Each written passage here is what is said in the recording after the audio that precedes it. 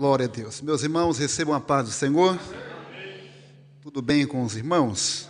Oh, queridos, que alegria. Pode tomar assento, amados. Deus abençoe pela receptividade dos irmãos.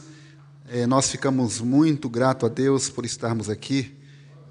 Mais uma vez, mais uma noite, adorando a Deus. E nós cremos que, a exemplo das noites anteriores, em que aqui os cultos são ou foram realizados, o Senhor também falou de uma forma tremenda e poderosa.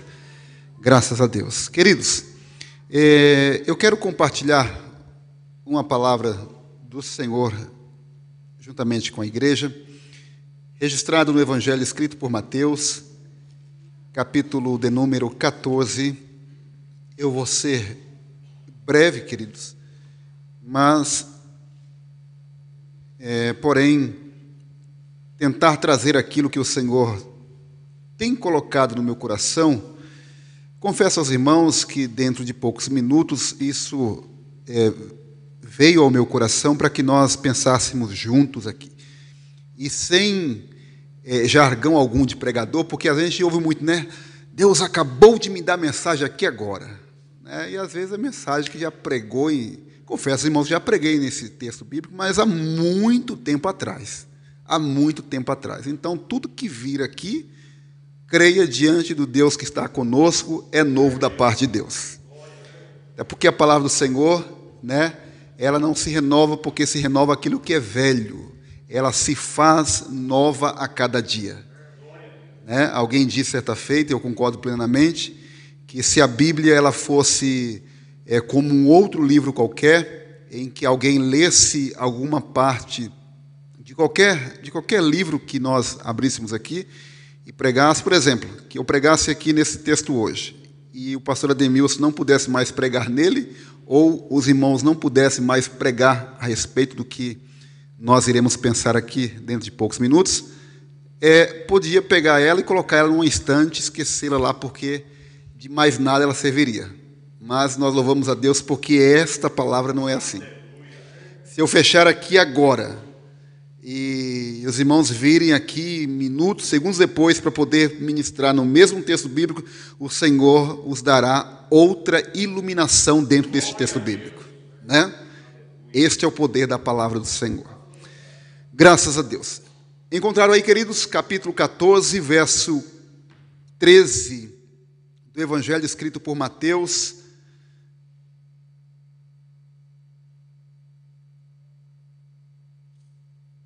Diz assim: E Jesus, ouvindo isso, retirou-se dali num barco para um lugar deserto e apartado. E sabendo o povo, seguiu a pé desde as cidades. E Jesus saindo, viu uma grande multidão, e possuído de íntima compaixão para com ela, curou os seus enfermos. E sendo chegada a tarde, os seus discípulos aproximaram-se dele, dizendo: O lugar é deserto, e a hora é já avançada. Despede a multidão para que vão pelas aldeias e comprem comida para si. Jesus, porém, lhes disse: Não é mister que vão, dá-lhes vós de comer. Então eles lhes disseram: Nós não temos aqui senão 5 pães e 2 peixes. E ele disse: Trazei-mos aqui. Tendo mandado que a multidão se assentasse sobre a erva, tomou os 5 pães e os 2 peixes, e erguendo os olhos aos céus, os abençoou, e partindo os pães, deu-os aos discípulos, e os discípulos à multidão. E comeram todos e saciaram-se, e levantaram dos pedaços que sobejaram 12 cestos cheios. E os que comeram foram quase 5.000 homens, além das mulheres e crianças. Última parte do verso 15 diz assim: O lugar é deserto, e a hora é já avançada. Diga após mim: o lugar é deserto, e a hora é já avançada. Amém. Curva a tua cabeça, Pai bendito eterno, a tua palavra, Senhor, que será ministrada neste momento. Eu peço a ti, Senhor, por graça e misericórdia, que o Senhor fale ao nosso coração e este que vos fala não atrapalhe o mover do teu Santo Espírito, porque o Senhor tem compromisso com a tua palavra. A tua noiva que aqui está, que o Senhor sabe tratá-la como ninguém. Fale conosco, Senhor, aquilo que nós necessitamos ouvir, porque o Senhor conhece a necessidade da tua igreja. É o que eu te peço em nome de Jesus. Amém. Queridos, este texto que nós lemos aqui é um texto muito conhecido, um texto muito pregado. Aqui trata a respeito de uma das multiplicações que Jesus faz, de um dos grandes milagres que Jesus ele realiza no seu ministério. E se tinha uma coisa que o Senhor ele fazia com maestria, que ele fazia com graça, com prazer, sobretudo com misericórdia, era milagre. Não porque ele era, como diz hoje, um santo milagreiro, né? Não é isso. É porque Jesus estava imbuído de uma autoridade que vinha da parte de Deus e que ele mesmo também era o próprio Deus encarnado. Ele era o próprio Deus encarnado. E nós bem sabemos que um dos títulos que Jesus ele traz sobre si, que ele traz sobre a sua pessoa, já fora profetizado por Isaías algumas centenas de anos antes, que disse que ele seria chamado Emanuel, ou seja, Deus conosco. Então, aqui os seus contemporâneos tiveram o privilégio de ter o próprio Deus personificado, encarnado. Guarde isso, porque há uma diferença da palavra encarnado da palavra reencarnado. O que significa isso, pastor? Jesus era Deus encarnado na pessoa de Cristo. Não tem nada a ver com reencarnação. Aqui é um outro assunto que não tem nada a ver conosco. Entretanto, quando Jesus ele está na terra, Jesus é verdade que ele arrebata multidões.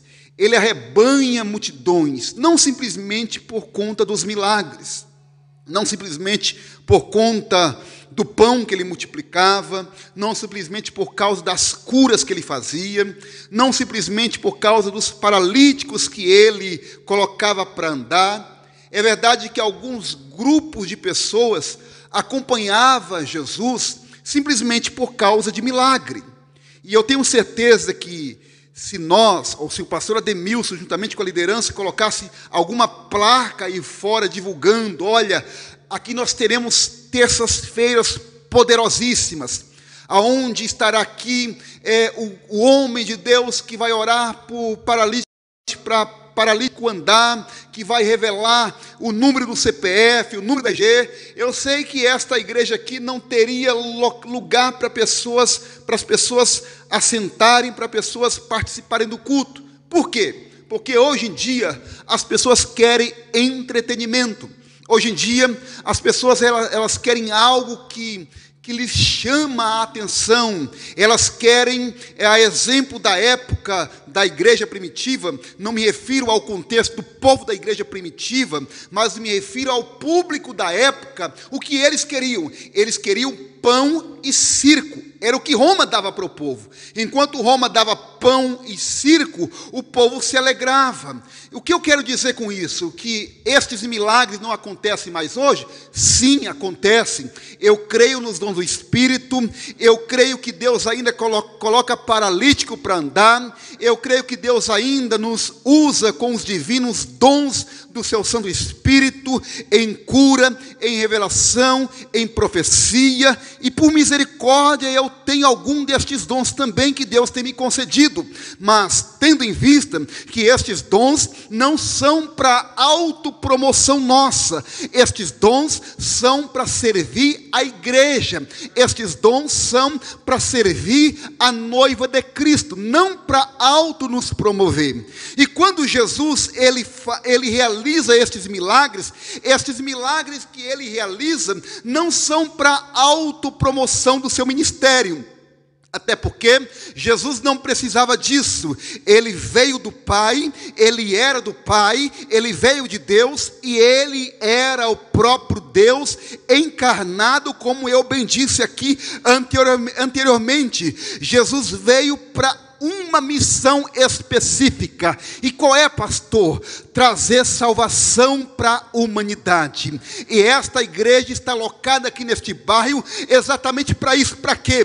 Para propagar as verdades do reino. E qual é a verdade do reino? Dizer que Jesus salva, que Jesus cura, que Jesus liberta, e que da mesma forma que ele veio, ele também voltará para buscar aqueles que o aguardam, aqueles que o esperam. Só quem está aguardando a volta de Jesus aqui nesta noite, deixa eu ver quem está aguardando a volta de Jesus. E assim como ele veio, assim como o anjo disse, aqueles varões galileus que estavam lá na Galileia, olhando Jesus subindo, e quando ele foi ocultado por uma nuvem, uma voz diz assim: varões galileus, este mesmo Jesus que vós viste subir, ele também vai voltar. Ou seja, da mesma forma que eles contemplaram Jesus subindo, eles também, ou seja, nós também vamos contemplar Jesus voltando. Eu acredito, queridos, eu sei que existem algumas linhas teológicas que defendem que Jesus vai vir de uma forma visível, outros dizem que Jesus vai vir de uma forma secreta e arrebatar a igreja. Eu particularmente acredito que está lá em Apocalipse capítulo 3, verso 10, que diz que todo olho o verá. Ou seja, este lindo céu vai se rasgar de alto a baixo, e ele vai vir para buscar uma igreja lavada, uma igreja santa, uma igreja irrepreensível, sem mácula, para morar com ele nas mansões celestiais. Este é o Jesus que eu creio, e é o Jesus que eu prego nesta noite, amados. Este texto que nós lemos aqui está dizendo a respeito da multiplicação dos pães. O que está acontecendo aqui é que após a morte de João Batista, Jesus, ele, como na natureza humana em que ele também estava, dupla natureza, ora ele falava como homem e ora ele falava como Deus. Na sua natureza humana ele se entristece. Por quê? Porque quem havia partido para a eternidade era alguém que ele mesmo vai dizer, Jesus vai dizer, que nascido de mulher não houve ninguém maior do que João Batista. Jesus se entristece ao saber da morte de João Batista, e ele se retira para um local deserto. Só que quando ele se retira para um local deserto, a Bíblia vai dizer que uma grande multidão o acompanhou. E ao acompanhar uma grande multidão, Jesus, como nós bem falamos, ele jamais despede alguém de mãos vazias. Quando Jesus percebe que esta multidão o acompanhou, veja, queridos, veja que algo tremendo que Jesus, ele tinha com ele. A multidão acompanhou ele para o deserto, pastor, para o deserto. A multidão estava ali, procurando. Como eu disse, é verdade, alguns grupos o acompanhavam por causa do milagre, mas existia também aquele grupo que tinha sede de ouvir uma palavra que emanava da parte de Deus. Porque as palavras que Jesus falava não eram palavras vazias, não eram palavras de efeito, não eram aqueles trejeitos que nós pregadores usamos, não. Eram palavras que quando as pessoas iam para suas casas, martelavam nas suas almas, a ponto delas deitarem para dormir, e não conseguir dormir, porque quando elas deitavam, o sono não vinha, não porque elas tinham insônia, mas porque elas começavam a lembrar das palavras que Jesus diziam a elas, naquelas reuniões imensas. Elas deitavam para dormir, mas não conseguiam dormir. Penso eu que o marido levanta na madrugada, e ele vira para um lado, vira para o outro, não consegue dormir. A esposa olha para ele e diz: bem, eu vejo que até agora você não consegue dormir. Por que você não dorme? E de repente ele diz: como dormir? Porque todas as vezes que eu deito para dormir, as palavras daquele nazareno ainda ecoam na minha alma. Às vezes eu tenho uma preocupação quando eu prego, se as palavras em que estão sendo ministradas, elas têm feito as pessoas pensarem, se as palavras que eu tenho ministrado, elas têm feito as pessoas refletirem mais a respeito da vida em que elas vivem.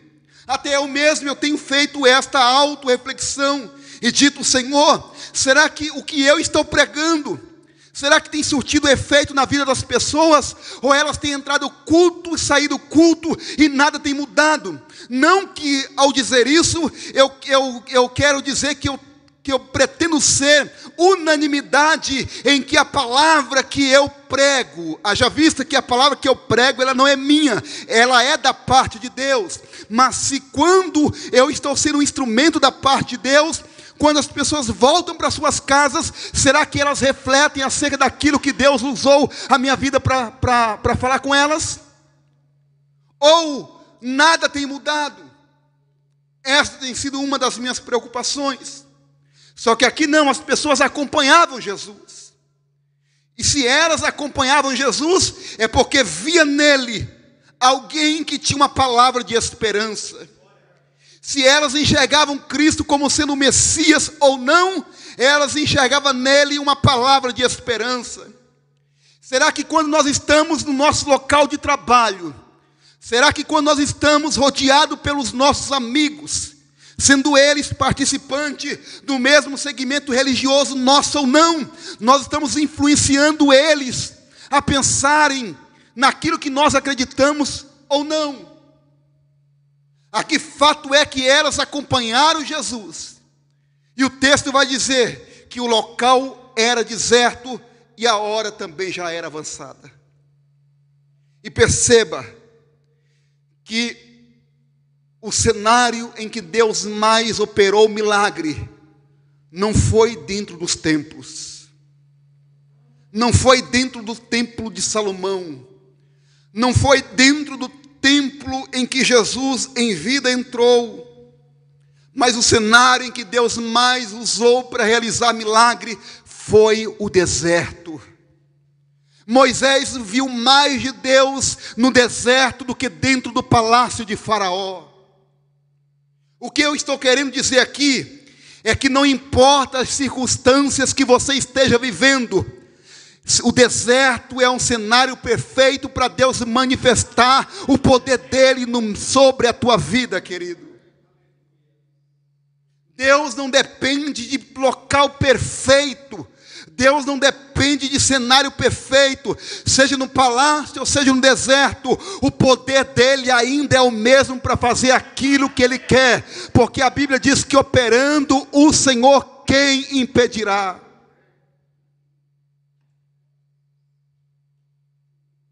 Alguém está dizendo para o Senhor: Senhor, uma grande multidão veio atrás do Senhor, despede-os, esta multidão que está aqui, Senhor. E o Senhor vai dizer: dá-lhes de comer. Se tinha uma coisa que o Senhor era provocativo. O Senhor falava isso para incitar a fé daqueles que o ouviam. Quando ele olha para o homem e pergunta assim: que queres que eu te faça? Alguém que está no meio da multidão, quem sabe pergunta para si mesmo: ora, como que ele pode fazer essa pergunta? O que é que o homem quer que faça por ele? O homem é cego, é claro que ele quer ver. As perguntas que Jesus fazia era para incitar a fé das pessoas que estavam em suas voltas. Aqui Jesus pergunta para eles, ou melhor, fala para eles: dai vós de comer a eles. Para eles mesmo dizem: mas espera aí, ainda que nós tivéssemos aqui 200 dinheiro, ainda que tivesse uma padaria num deserto aqui, não seria suficiente para dar de comer a toda essa multidão? E o texto bíblico vai dizer que tinha 5.000 homens, além de mulheres e crianças, o que dá a nos entender que tinha pelo menos, no mínimo, de 8 para 10 mil pessoas ali, porque vamos combinar, desde que mundo é mundo, sempre existiu mais mulheres e crianças do que homens. Então tinha no mínimo o dobro de pessoas ali reunidas. Só que o local era deserto e a hora também era avançada. Quantos de nós que experimentamos um momento como esse? O que isso representa? Local deserto e hora avançada? Isso nos fala de impossibilidade. nós nos encontramos em situações como esta, situações em que nós olhamos para o lado, olhamos para o outro, olhamos para frente, nós não encontramos saída. Quantos de nós já nos deparamos com situações como esta? Eu já vivi cenário como este, e eu sei que os irmãos também já vivenciaram cenário como este, local deserto e a hora é avançada. Aqui seria a mesma coisa do que dizer, na frente é o Mar Vermelho e atrás vem Faraó. É a mesma coisa, local deserto e a hora é avançada. Oh, meu irmão, é o cenário perfeito para Deus dizer, tira a tua mão e deixa que eu coloco a minha. Senhor, eu não sei o que fazer. Deus está esperando você dizer isso. Eu não sei o que fazer. É Ele dizendo, tira a tua mão, porque chegou a hora de eu colocar minhas mãos. Porque até agora você tentou com a força do teu braço, você tentou com o teu intelecto, você tentou com os teus méritos, mas eu vim aqui como profeta de Deus para te dizer, você não vai vencer com a força do teu braço, você vai vencer na força do nome do Senhor dos Exércitos. Local deserto e hora avançada. Mas é neste cenário que é o cenário perfeito para o Senhor se manifestar na tua história. Tem um monte de gente dizendo, assistindo de camarote, dizendo, eu quero ver como que vai conseguir.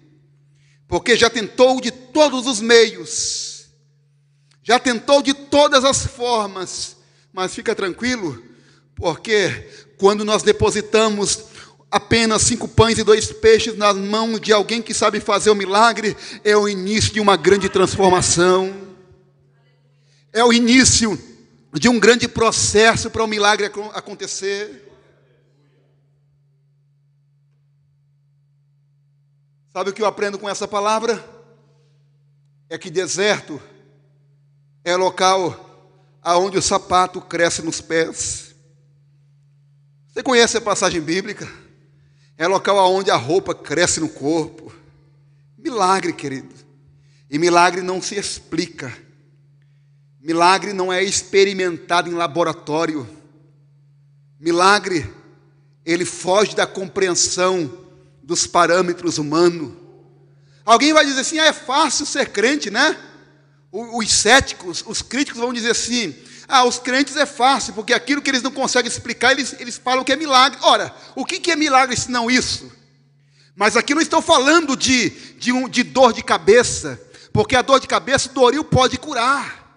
Aqui não estou falando de uma enxaqueca, porque se você tomar um chá para uma enxaqueca, pode curar. Aqui eu estou falando de alguém que ficou morto 4 dias, e ele chegar para aquele morto e dizer assim, sai para fora. Aqui eu não estou falando simplesmente de alguém pisar numa brasa e depois provocar apenas algumas bolhas em seus pés e depois alguns dias aquelas bolhas curar. Não, eu estou falando de alguém ficar ali dentro de uma fornalha de fogo ardente, e quando alguém abre aquela porta da fornalha diz assim, nós jogamos, não foi 3? Foi, rei, mas estou vendo 4. Isto é milagre, querido. Isto é milagre. Isto não é história da carochinha. Porque os críticos, quando olham para textos como estes, eles têm dificuldade de acreditar. Mas não é apenas a Bíblia falando sobre isso. Se eles forem um pouco mais curiosos, eles vão reportar a ciência da arqueologia e vai perceber que tudo isso que a Bíblia fala, a arqueologia tem provado também. Não acredita porque não quer. Porque Deus deixou os seus sinais em 2 livros. O primeiro é este livro que estamos pregando aqui. Qual é o outro livro, pastor? O outro livro é a natureza, porque a Bíblia diz que os céus proclamam a glória de Deus. É só olhar para a natureza que você vai ver registros de Deus na história. Deus deixou o registro na história. É tão perceptível que alguém diz que quase dá para tocá-lo. Quase dá para tocar neste Deus. Alguém vai dizer que fantástico foi o homem ter pisado na lua. Não, fantástico foi Deus ter feito-se carne e ter pisado nesta terra. Isto é fantástico. Isto é tremendo, querido.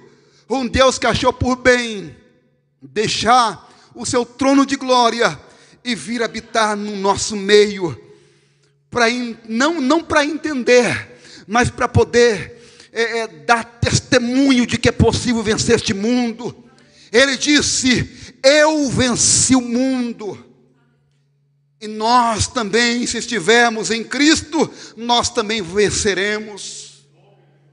Aguenta firme nesse deserto, porque se você estiver em Cristo, você também vai vencer, querido.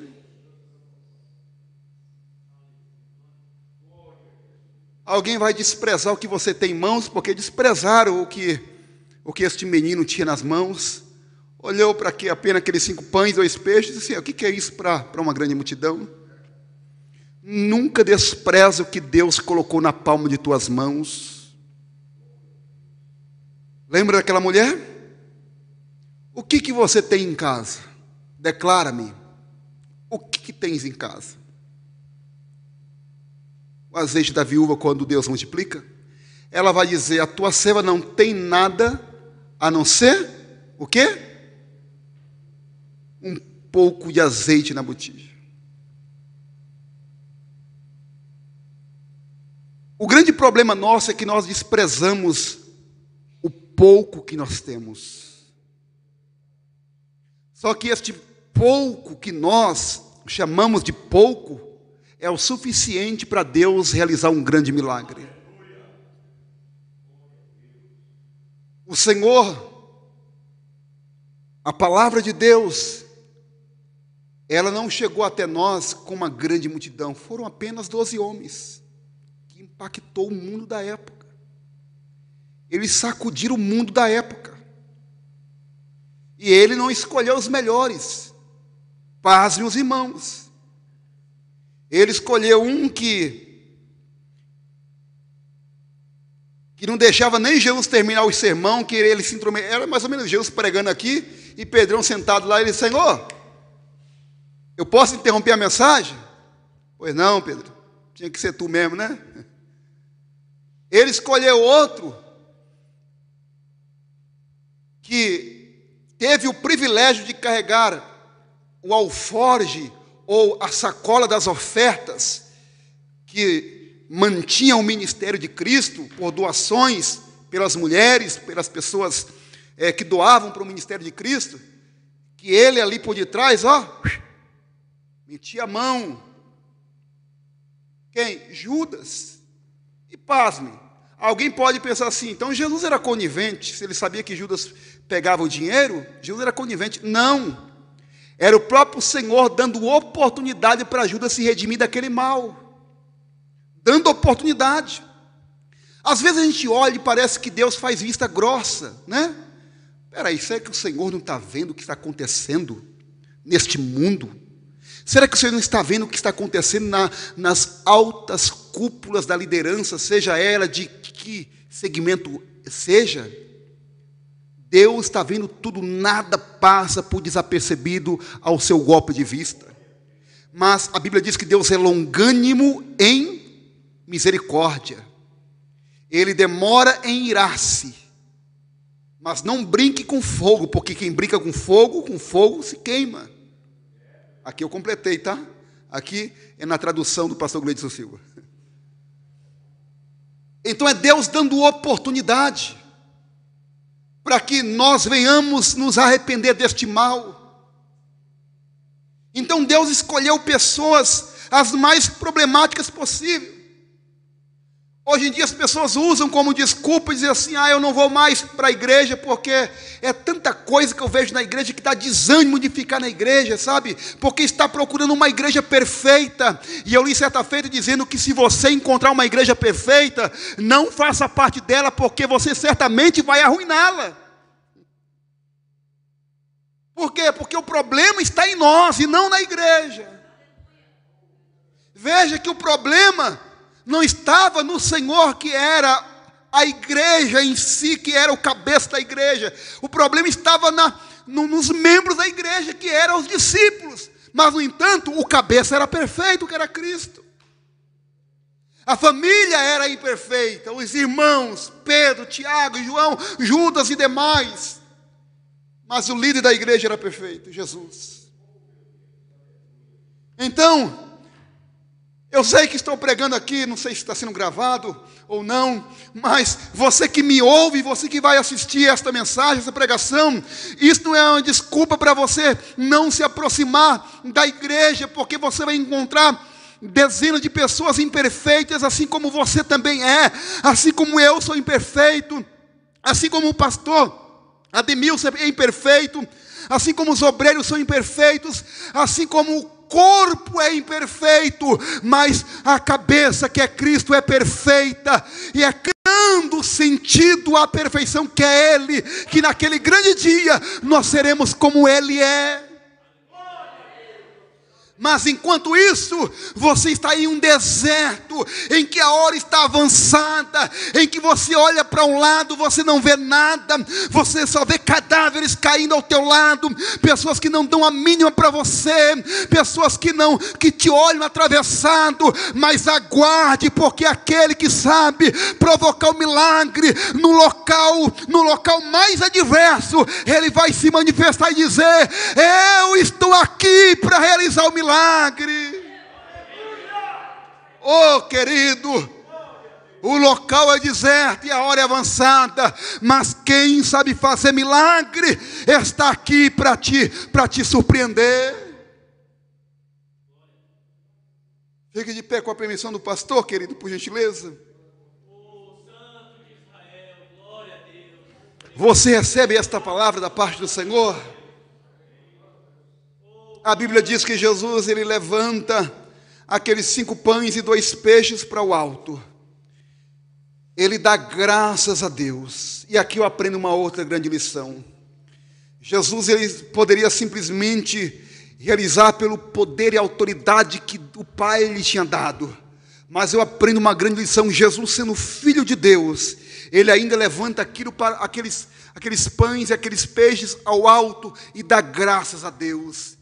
E eu entendo aqui que tudo que nós temos, se nós não consagrarmos ao Senhor, se nós não levantarmos ao Senhor e dizer: Senhor, está aqui, eu sei que isto aqui diante de mim não é nada, mas eu sei que estou elevando isto aqui diante de Ti, e o Senhor é poderoso para fazer aquilo que aos meus olhos é pouco, se transformar em muito, Senhor, aleluia. E a Bíblia diz que quando Jesus levanta aos céus e dá graças a Deus, quando eles olham, eles percebem 12 cestos cheios e começam a lhe distribuir entre a multidão que ali estava. Sabe o que Deus está dizendo? Vai para a tua casa em paz, e quando você chegar lá, oh querido, isto aqui tem endereço certo. Eu sei que estou pregando aqui para algumas pessoas, e quem sabe algumas têm algumas necessidades mais especial do que outras.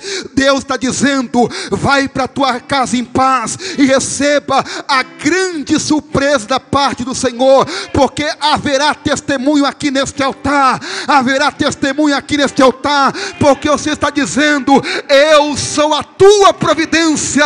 O local pode ser deserto, a hora pode ser avançada, mas eu continuo sendo aquele que opero tanto no querer como no efetuar, para a glória do nome de Deus. Aleluia. Pai bendito, eu te louvo pela tua palavra, te agradeço por tudo que o Senhor fez, falou e ministrou ao nosso coração. Obrigado pela tua palavra, obrigado pela tua igreja, obrigado porque eu sei que enquanto estamos aqui, o Senhor está trabalhando pela tua igreja. Senhor, fica conosco e ministre esta palavra no coração daquele que assim necessita. Nós te louvamos, ó Pai, e te agradecemos em um santo nome de Jesus, em nome de Jesus. Amém. Aplauda o Senhor, querido. Deus abençoe.